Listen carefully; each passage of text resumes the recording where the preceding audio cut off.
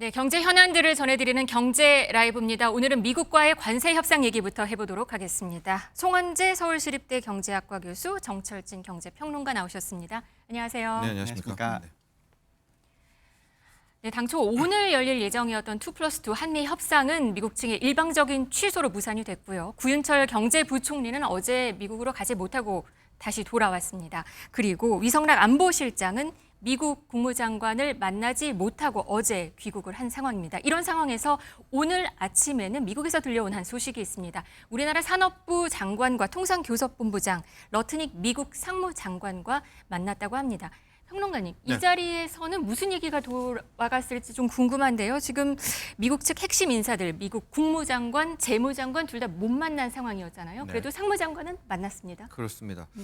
김정관 산자부 장관은 미리 출국을 한 상태였었습니다. 네. 하고 네. 이번 2+2에서 이 김정관 장관은 아니었죠. 이것은 이제 우리의 기획부총리, 종하고 여한국 교섭분정장이기 때문에 네. 좀 별도의 회담이었다 이렇게 보여지는데 네. 당초에 계획 잡은 대로 하워드 러트닉입니다. 일종의 그쪽의 산자부 장관이 상무부 장관과 네. 협상이 이루어졌습니다. 우리 시각으로 오늘 새벽 0시부터 약 80분간, 1시간 20분간 이루어졌다라고 하는데 뭐 우리가 알고 있는 그 카테고리의 협상을 했던 것 같아요. 자동차 뭐 깎아달라라든가 얼마를 또 투자해달라라든가 미국 측에 했었는데 이견을 일단 좁히지는 못한 것으로 알려졌지만 그래도 지금 정부 발표를 좀 보니까 나름 좀 반가운 소식은 미국 측에서 그러니까 하워드 러트닉 상부 장관이 어떤 시기든 8월 1일 전에 이번에 한미 관세 협상을 끝내자라는 의지를 강하게 피력했다라고 합니다.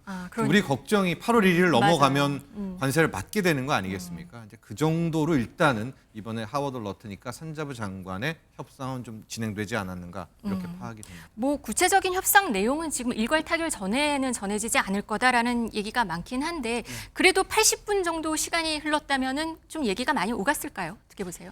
오가지 않았을까요? 아무래도 일본과의 협상 타결이 아마 중요한 의제였던 것으로 저는 이해가 되고요. 그래서 지금 아마도 트럼프 대통령은 일본과의 협상 타결을 자기의 어떤 업적으로 지금 국민들에게 알리고 있는 상황이기 때문에 네. 뭐 한국과도 그 정도 상당하는 어떤 업적을 얻고 싶을 거잖아요.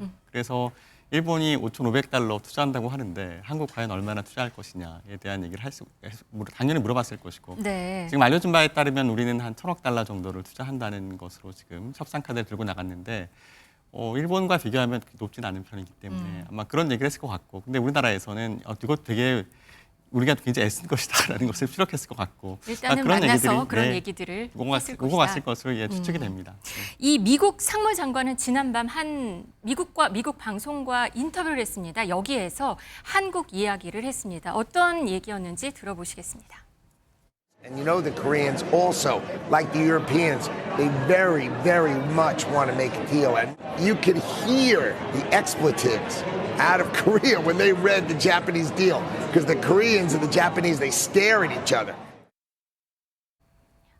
CNBC와의 인터뷰이긴 했는데 지금 목소리가 약간 다른 건 하여튼 미국 방송과 인터뷰한 내용이었습니다. 한국이 협상 타결을 매우 원한다. 그리고 미국과 일본의 합의 내용을 보면 한국이 욕을 했을 거다. 뭐 젠장 이런 말을 했을 거다라는 걸로 이해가 되고요. 그리고 한국과 일본은 서로 의식을 하고 있다까지 얘기를 했습니다. 이건 어떻게 해석을 할 수 있을까요? 이번에 2+2가 취소된 이유에 대해서 여러 가지 해석이 가능하지 않습니까? 그 중에 하나가 약간 테크니컬리 일종의 한국을 더 애달게 하기 위해서 우리를 안 만나줬다는 해석도 가능합니다. 뭐 속내는 알 수 없지만 아마 그런 거에 일련 석산으로 이 상무부 장관도 일본과 워낙 딜을 잘했기 때문에 한국의 딜도 뒤따라오질 것이다. 이런 자신감을 해당 언론에 피력했다라고 보여집니다. 네, 이 일본과 한국 얘기를 거론을 했어요. 네. 일본의 얘기를 하면서 한국과 일본을 서로 뭐 스티어링 한다는 말을 했거든요. 네. 뭔가 의식을 좀 하려고 하는 메시지가 아닌가라는 해석도 할 수 있을 것 같아요. 네, 그러니까 트럼프의 어떤 협상가다운 전략이 그대로 드러나는 대목이라고 생각을 합니다.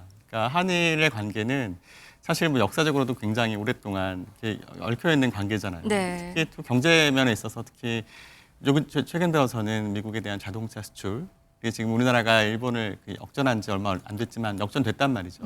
네, 그리고 또 우리나라 수출액도 지금 굉장히 늘었어요. 네. 우리가 대미 수출액, 그러니까 전체 수출액에서 차지하는 대미 수출 비중이 거의 한 20% 가까이 될 정도로 결국은 우리나라의 그 경제 성장을 견인한 것이 사실 미국과의 어떤 그 교역에 의한 것이었는데 미국이 이제 이것을 보고 자 일본은 지금 관세 25%를 낮추기 위해서 이 정도까지 큰 어떤 통 큰 어떤 전략을 내세웠다라는 것을 강조하면서 그럼 니네 한국 어떻게 할래? 가라, 이건가요? 한국 가라. 니네 어떻게 할래? 이제 얘기하면서 그러니까 어찌 보면은 미국 입장에서는 일본과의 관세 협상을 먼저 서두르고 우리나라의 관세 협상을 뒤로 미룬 것이 아마 우리에 대해서 조금 더 견제하는 게 아닌가라는 저는 개인적으로는 그렇게 생각을 하고 있습니다. 네.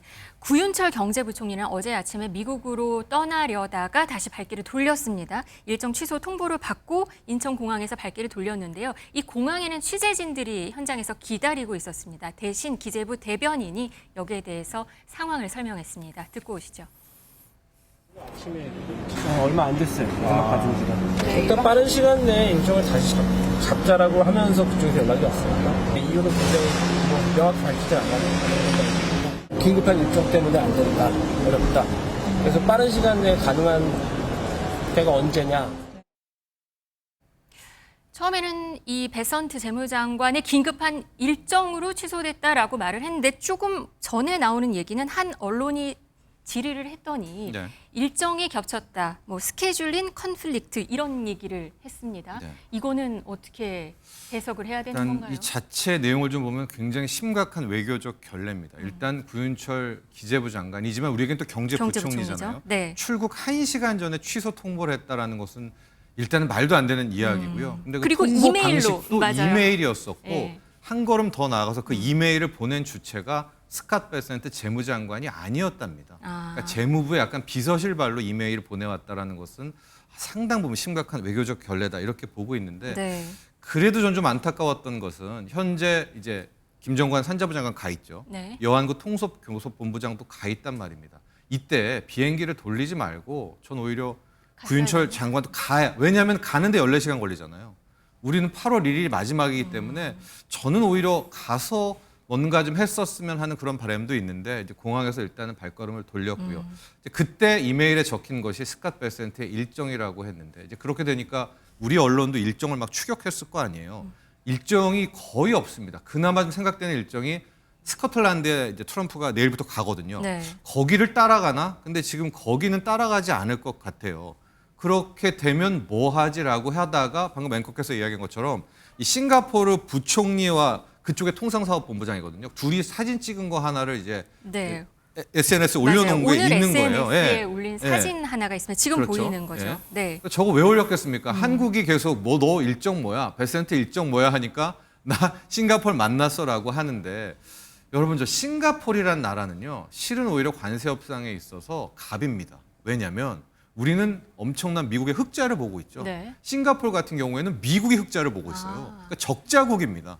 다른 나라와 좀 전략이겠네요. 상황도 다르고 산업도 의약품 외에는 별게 없어요. 그러니까 오히려 싱가포르와의 협상보다는 우리와의 협상이 훨씬 더 중요한데 오히려 우리 대신 싱가포르 저 부총리를 만나려고 우리의 이談判 방식의 2+2를 취소했다. 이런 것은 상당 부분 좀 의도된 바가 있다. 어떤 일정이라든가 긴급한 상황이 아니라 이렇게 추론해 볼 수가 있습니다. 의도된 것 같다라고 말씀하셨는데 교수님은 어떻게 보세요? 결국엔 싱가포르 총리를 만났습니다. 네, 저도 이번에 구윤철 부총리의 행보가 좀 아쉬워요. 제일 아쉬운 대목이에요. 근데 갔다가 못 만나면은 그것도 기분 나쁘잖아요. 그렇죠. 기분 네. 나쁘지만 기분 나쁘다는 걸 대놓고 얘기할 수 있잖아요. 그러니까 차라리 헛걸음하게 했다. 이게 우리한테 별거 아니지만 하나의 또 협상 카드가 될 수도 있었을 텐데 미국이 이렇게 무리함을 보였기 때문에 여기에 대해서 미국도 뭔가 사과하는 조치를 취해야 되고 다만 아주 작은 것이라도 사실은 미국의 양보를 받아낼 수 있는 명분이 쌓이는 것인데 저는 그래서 이게 직접 전화로 얘기한 게 아니고 이메일로 통보했다 그랬잖아요. 네. 그래서 좀 아쉽다. 차라리 이메일을 확인 안 했으면 어땠을까.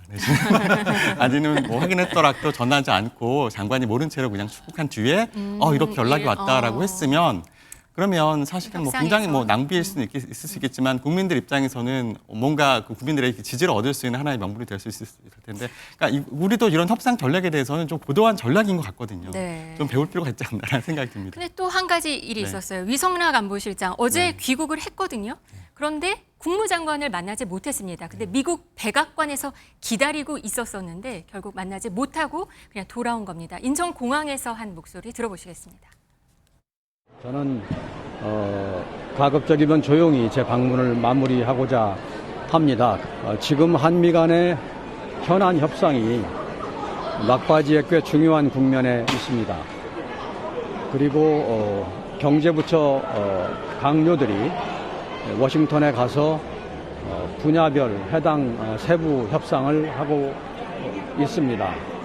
저는 이 국면에서 제가 한미 관계의 전반, 그러니까 무역, 통상, 안보, 동맹 전반에 걸쳐서 총론적인 협의를 하는 것이 필요하다.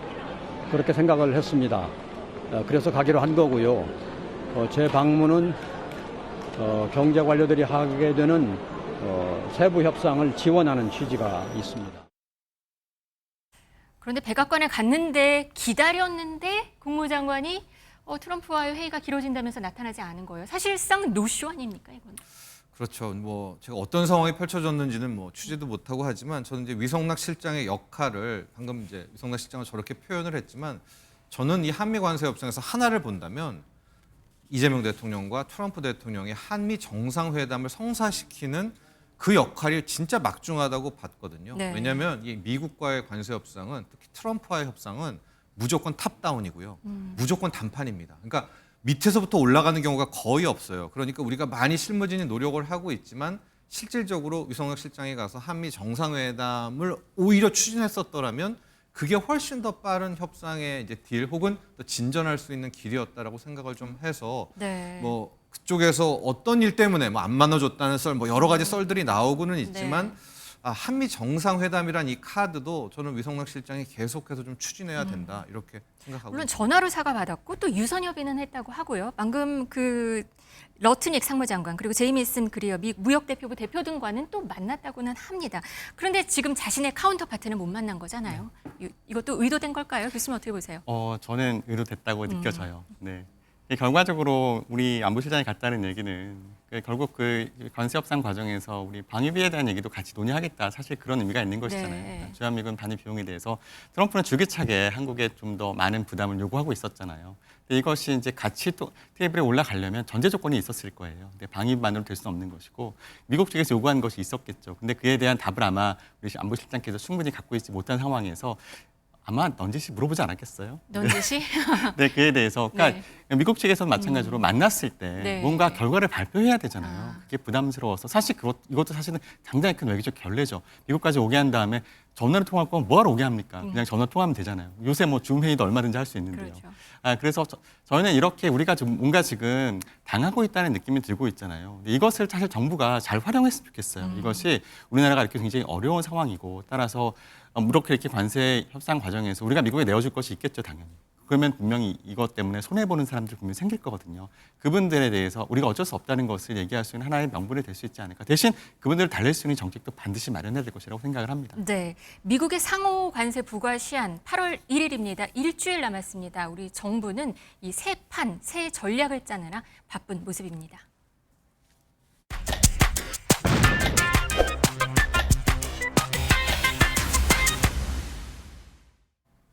방금 속보 하나가 떴는데요. 대통령실은 오후 통상대책회의를 해서 3실장, 경제부총리 등과 회의를 한다고 합니다. 바쁜 모습이에요. 근데 지금 대미 투자, 시장 개방 카드, 안보 카드 뭐 여러 가지 카드를 놓고 고민은 많이 할 것 같습니다. 그렇습니다. 우리가 정말 미국이 최종적으로 뭘 원하나를 알아야 될 것 아니겠습니까? 안보 부분은 좀 빼놓고 본다고 하면 네. 방위비 부분은요. 네. 블룸버그 통신 등 언론입니다. 아직 확인은 공식적으로는 안 됐는데 미국이 4천억 달러 그리고 플러스 비관세 장벽을 개방해라. 이제 쌀, 쇠고기죠.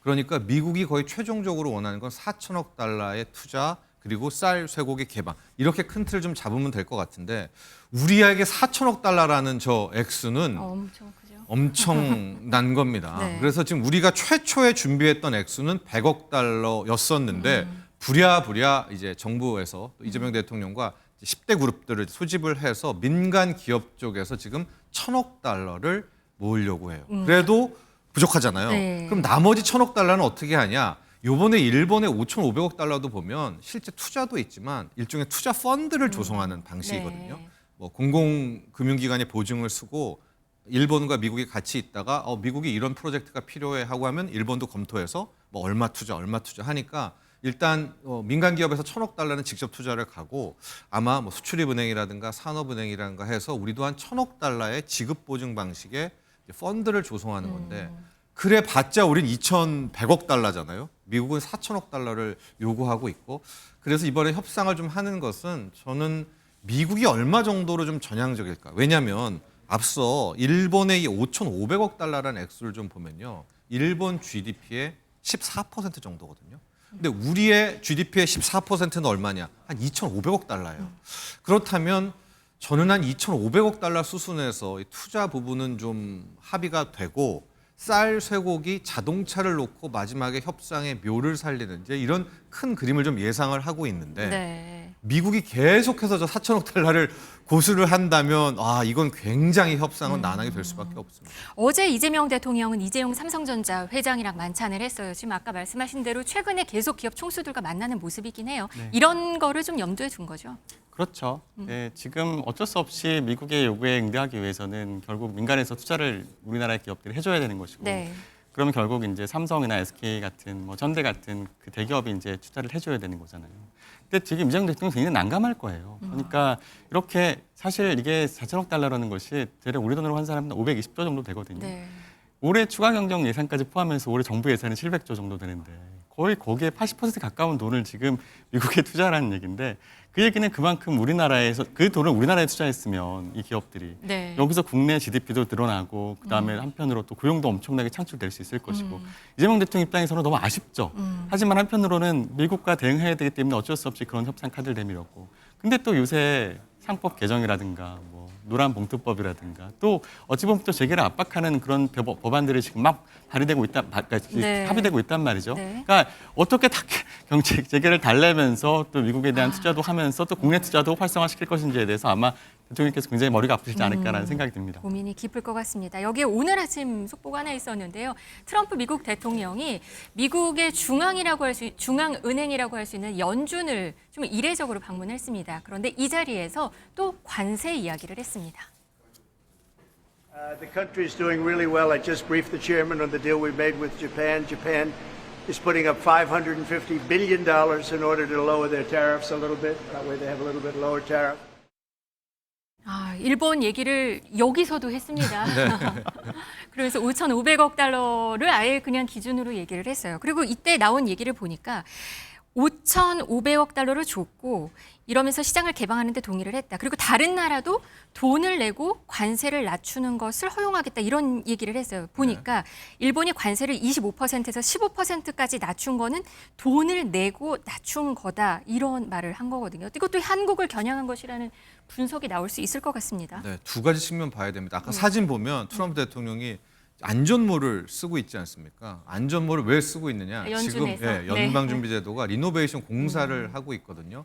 거기에 가서 실은 파월 의장을 압박하러 간 겁니다. 금리를 내리라고. 금리를 내리라고. 그 자리에서 자기 공치사를 하는데 두 가지 측면이 네. 있거든요. 즉 파월 의장에게 내가 이렇게 잘하고 있는데 너는 왜 금리를 안 내리냐라고 하는. 네. 저 지금 화면 속에 나온 저 장면이요. 여러분 되게 독특한 게 미국 역사상 공식적으로는 처음입니다. 그러니까 대통령이 독립성이 보장된 중앙은행을 방문하는 저것도 트럼프만이 할 수 있는 건데요. 이제 그 자리에서 자기 잘난 척을 하면서 파월에게 빨리 금리 내려. 이거 두 가지를 했다라고 보여지는데 그 자리에서 나온 얘기가 그런 겁니다. 자기가 실은 이거 투자를 더 받아내기 위해서 자기가 엄청난 협상의 기술을 보였는데 최초에 일본이 계획했던 게 3천억 달러.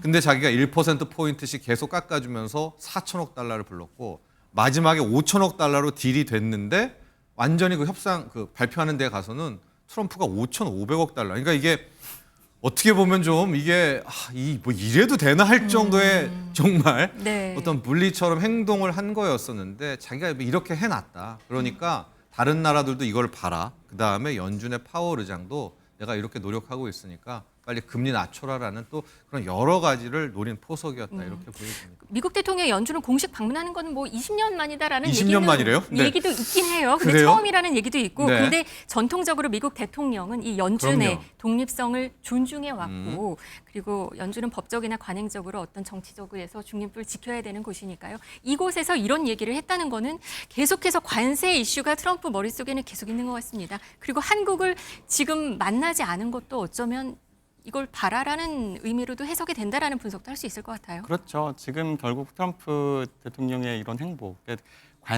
이렇게 미국에 돈을 내고 관세를 낮추라는 얘기를 하는 것은 네. 이게 다시 얘기하면 미국에 투자를 하라는 얘기잖아요. 그러니까 생산 활동을 미국에서 해라 그런 얘기인 것이고 그러니까 미국 소비자들도 관세가 올라가면 그 외국에서 수입한 재화의 가격이 증가하기 때문에 부담된다는 거 알거든요. 네. 그럼에도 불구하고 지지를 보내는 이유는 결국 관세를 협상 카드로 삼아가지고 미국의 제조업을 부활시키겠다는 명분이 있는 거잖아요. 그렇게 해서 우리나라가 미국에 투자함으로써 우리나라 일자리는 뭐 생기지 않지만 미국의 일자리가 생기는 것이고 결국 미국의 중산층 복원이라는 대명분이 있기 때문에 지금 그걸 가지고 미국 국민들의 어떤 동의를 가진 상황에서 뭔가 추진력이 밀어붙이고 있는 상황이다. 그렇게 네. 이해할 수 있을 것 같습니다. 어제 일본과의 협상 뒷얘기도 조금씩 나오고 있는데요. 이게 25%에서 15%로 낮추고 그리고 그때 보셨는지 모르겠지만 협상장에 있었던 종이 네. 500빌리언으로 올린 거잖아요. 400빌리언에서. 자기가 500억 달러 덮친 거예요. 네, 네. 맞아요. 근데 이게 보행기도 사라. 그리고 뭐 1%씩 내릴 때마다 쌀을 개방해라. 뭐 이런 식으로 뭔가를 했다고 해요. 네, 아마 우리도 염두를 해둬야 될 것 같습니다. 마지막에 쫓길 때 우리가 부동산 매매를 할 때도 마지막에 뭐 몇 천만 원씩 왔다 갔다 하는 것처럼 트럼프가 또 하나 그런 이제 모습들을 보였었고요. 네. 우리도 이제 마지막 협상 끝에 1% 포인트당 뭐 쌀 내놔라, 쇠고기 나라 그럴 수도 분명히 있을 것 하게 될 같아요. 것 같은데 네. 보행기 부분은 좀 아쉬운 부분이 있습니다. 왜냐하면 보행기는 이제 마치 전가의 보도처럼 트럼프 대통령이 압박할 때 쓰는 카드인데 네. 우리는 대한항공이 이미 327억 달러어치의 비행기를 전 정부 때 샀어요. 그때 왜냐하면 네. 대한항공은 아시아나의 합병 때문에 그거 승인 받으려고 네. 전 세계 돌아다니다가 미국의 승인이 중요하잖아요. 그 대가로 보잉을 이미 300억 달러 이상을 사줬기 때문에 지금 대한항공이 또 보잉 살 여력은 않겠네요. 없어요. 그러니까 그 카드가 좀 상당히 좀 아쉬운 부분이 하나가 있고 또 1,000억 달러 모셨을 때 또 하나 아쉬웠던 게 뭐 현대차그룹 잘 아시겠지만 3월에 가가지고 맞아요. 210억 달러 이미 썼잖아요. 그러니까 지금 1,000억 달러를 민간 기업에서 모아야 되는데 이 부분도 상당 부분 좀 난항도 예상된다라는 것도 읽어낼 수 그래도 있습니다. 뭐 우리는 이미 이렇게 했으니까 같이 좀 포함시키지 않을까요? 이번 딜에. 그렇죠. 당연히 그렇게 해야죠. 그게 이번 협상팀은 당연히 큰 의무가 될 거고요. 그러니까 지금 보잉사에 대해서 우리가 투자했고, 그다음에 또 현대자동차 투자했고, 그다음에 삼성전자도 지금 텍사스의 파운드를 투자할 거고 네. 뭐 이런 것들에 대해서 우리 이미 열심히 잘하고 있으니 우리는 일본과 다르다는 면을 우리는 관세 협상 이전에도 이미 하고 있었다라는 면을 강력하게 다르다. 피력을 해야겠죠. 그럼요. 알겠습니다. 어떻게 보면 침착하고 좀 정교한 전략을 짜야 할 때가 아닌가 싶습니다. 지금까지 송헌재 서울시립대 경제학부 교수, 정철진 경제평론가와 함께했습니다. 감사합니다. 네, 감사합니다.